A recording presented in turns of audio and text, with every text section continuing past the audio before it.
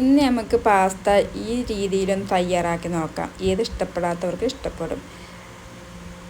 ഞാൻ ബട്ടറിലേക്ക് വെളുത്തുള്ളി കട്ട് ചെയ്തത് ഒന്ന് സോട്ട് ചെയ്തെടുത്തിട്ടുണ്ട്. ഇതിലേക്ക് 2 സബോള കനം കുറഞ്ഞ് കട്ട് ചെയ്തത്. ഇത് ഇനി ബട്ടറിൽ കടന്ന് മൊരിഞ്ഞ് വരണം. അതാണ് ഇതിൻ്റെ ടേസ്റ്റ് കൂട്ടുന്നത്. ഞാൻ പെട്ടെന്ന് മൊരിഞ്ഞ് കിട്ടാൻ വേണ്ടി കുറച്ച് പഞ്ചസാര ചേർത്തിട്ടുണ്ട്.